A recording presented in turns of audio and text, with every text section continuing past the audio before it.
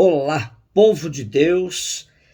Terça-feira, 14 de fevereiro de 2023, São Cirilo e São Metódio, sexta semana do tempo comum. A nossa reflexão de hoje é a partir de Gênesis 6, de 5 a 8, 7, de 1 a 5 e 10, e Marcos 8, 14 e 21. O Senhor viu que havia crescido a maldade do homem na terra, e como os projetos do seu coração tendiam sempre para o mal. Então o Senhor arrependeu-se de ter feito o homem na terra e ficou com o coração muito magoado e disse: Vou exterminar da face da terra o homem que criei, e com ele os animais, os répteis, até as aves do céu, pois estou arrependido de os ter feito. Mas Noé encontrou graças aos olhos do Senhor. O Senhor disse a Noé: Entra na arca com toda a tua família, pois tu és o único homem justo que vejo no meio desta geração. De todos os animais puros, toma 7 casais, machos e fêmeas, e dos animais impuros, um macho e uma fêmea. Também das aves do céu tomarás 7 casais, machos e fêmeas, para que suas espécies se conservem vivas sobre a face da terra. Pois dentro de 7 dias farei chover sobre a terra 40 dias e 40 noites, e exterminarei da superfície da terra todos os seres vivos que fiz. Noé fez tudo o que o Senhor lhe havia ordenado. E passados os 7 dias, caíram sobre a terra as águas do dilúvio. O primeiro livro da Bíblia, Gênesis, tem 2 partes bem distintas. A primeira, que vai do capítulo 1 ao 11, e a segunda, que vai do 12 a 50. Em uma consideração mais geral, podemos dizer que a segunda parte foi escrita por primeiro e tem fundamento histórico. Trata das histórias dos clãs, dos patriarcas Abraão, Isaque, Jacó, José. A primeira parte foi escrita por último e foi colocada como uma espécie de prefácio do livro e se serve da mediação mitológica. Trata das origens de tudo, inclusive do mal.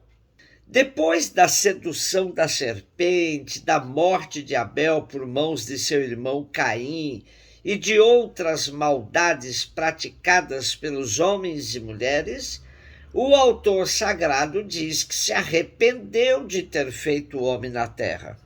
Na realidade, trata-se de um sentimento muito humano, o arrependimento. E isso foi projetado em Deus. Javé decide exterminar com sua obra criadora. Mas não é o fim da história, pois esta será recomeçada a partir do justo Noé. Inspirada nas inundações periódicas dos grandes rios, a narrativa do dilúvio é típica das antigas culturas médio-orientais. Os autores bíblicos a utilizaram por causa do seu significado simbólico. O dilúvio é uma volta ao caos primitivo. Contudo, qual é o dilúvio que acontece na história? São os acontecimentos catastróficos gerados pela autossuficiência que chega a formas tão extremadas que produz o caos na natureza e no mundo humano. O texto defende a presença do justo, pois este sabe discernir a catástrofe e tomar uma atitude para sobreviver e preservar a vida. É através do justo que a história continua. Marcos 8, 14 e 21. Os discípulos tinham se esquecido de levar pães. Tinham consigo na barca apenas um pão. Então Jesus os advertiu: Prestai atenção e tomai cuidado com o fermento dos fariseus e com o fermento de Herodes. Os discípulos diziam entre si: é porque não temos pão. Mas Jesus percebeu e perguntou-lhes: por que discutis sobre a falta de pão? Ainda não entendeis, nem compreendeis? Vós tendes o coração endurecido? Tendo olhos vós não vedes, tendo ouvido não ouvis? Não vos lembrais de quando reparti 5 pães para 5.000 pessoas?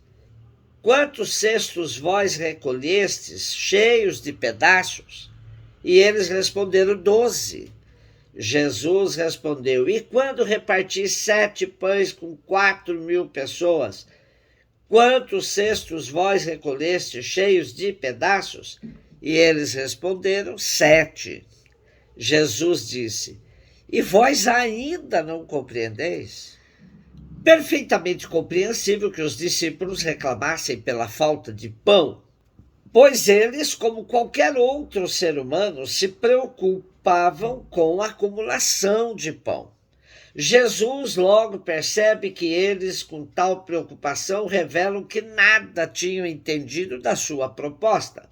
Repartindo os pães, muita gente pode saciar sua fome. Acumulando em mãos de poucos, muita gente vai engrossar as estatísticas dos que vivem em insegurança alimentar. A lógica de Jesus é: repartindo, todos comem e até sobra. Acumulando, poucos se saciam, deixando a maioria passar fome.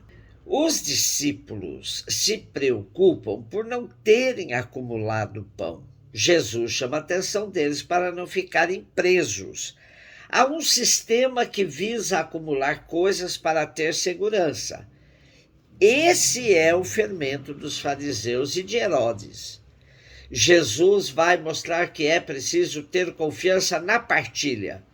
Tudo que se reparte torna-se até mais que suficiente. Porém, até hoje vivemos sob a ideologia da acumulação. Ainda não aprendemos com a lição de Jesus. A desigualdade social é um contra-testemunho de uma sociedade que se diz cristã. Enquanto houver uma só pessoa passando fome, é sinal de que o Evangelho ainda não impregnou o coração humano. Jesus conhecia bem aqueles que ele mesmo chamou para serem seus discípulos. Pacientemente, servindo-se da pedagogia de aproveitar cada ocasião concreta para instruí-los, Jesus vai mostrando o outro lado da vida para seus discípulos, uma maneira diferente de viver daquela proposta pela sociedade. Os discípulos de Jesus vão se empoderando aos poucos, até serem capazes de viver e atuar como o mestre, mesmo quando este já não esteja no meio deles. E vão aprendendo também que terão o mesmo destino do mestre, pois, como ele mesmo lhes disse, o servo não é maior que seu senhor. Celebramos hoje São Cirilo e São Metódio. Eram irmãos cujos nomes de batismo eram respectivamente Constantino e Miguel. Nasceram em Tessalônica, na Grécia, no ano 830, filhos de um empregado do imperador. O mais jovem, Constantino, completou os estudos em Constantinopla e se tornou monge com o nome de Metódio. Ambos exerceram suas atividades missionárias na Europa Central. São Cirilo criou um novo alfabeto eslavo e traduziu a Bíblia e os rituais para essa língua, a fim de que o povo pudesse ler e rezar no próprio idioma. Um beijo no seu coração.